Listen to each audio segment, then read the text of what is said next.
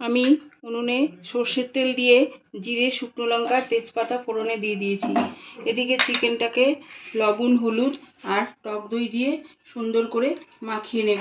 লবণ হলুদ আমি আগেই মাখিয়ে রেখেছিলাম, এখন আমি টক দই দিয়ে মাখালাম। এদিকে তেলটা গরম হতে হতে আমি চিকেনটাকে দই মাখিয়ে নিলাম। ফোড়নটা ভাজা হয়ে গেছে, আমি একটু দিয়ে দেব লবণ।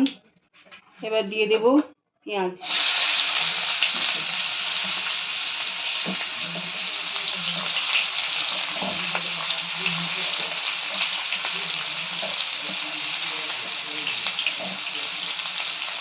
একটু হলুদ হয়ে গেছে লাল লাল করে। এবার দিয়ে দেব টমেটোগুলো।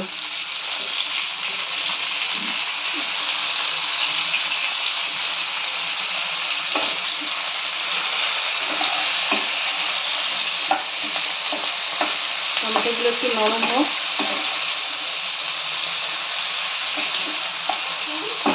আদা রসুন পেস্ট, আদা রসুন আর কাঁচা লঙ্কা পেস্ট, এটাকে সুন্দর করে কষিয়ে নিতে হবে যতক্ষণ না আদা রসুনের গন্ধটা চলে যাচ্ছে।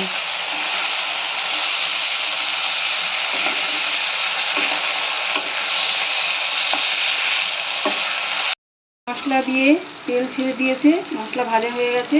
এবার দিয়ে দেব মেখে রাখা চিকেনগুলো। চিকেনের মধ্যে যেহেতু দই আছে, এখন আঁচটা একটু কম করে দিতে হবে, কম আঁচে এটাকে কষাতে হবে।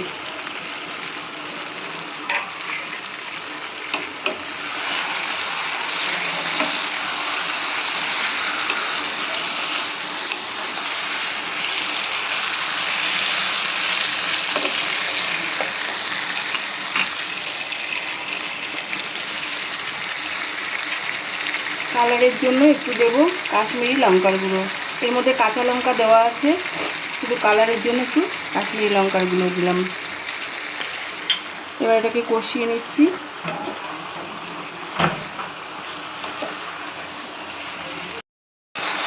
চিকেনটা থেকে তেল বেরিয়ে এসছে, এবার দিয়ে দেবো একটু চিনি,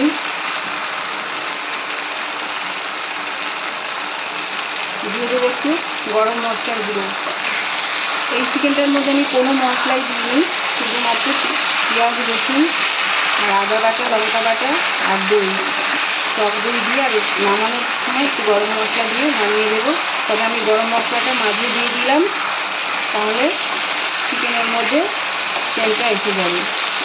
তা আর একটু নাড়াচাড়া করে আমি একটু জল দিয়ে দেবো। তেলটা বেশ করেছি আর চিকেনটাও কষানো হয়ে গেছে। রেডি হয়ে গেছে একটা ভিন্ন স্বাদের চিকেন। বন্ধুরা, আমার রেসিপি যদি তোমাদের ভালো লাগে অবশ্যই কমেন্ট, শেয়ার, সাবস্ক্রাইব করো আর আমার পাশে থেকো। দেখা হচ্ছে নতুন কোনো ভিডিওতে। আসছি, টাটা।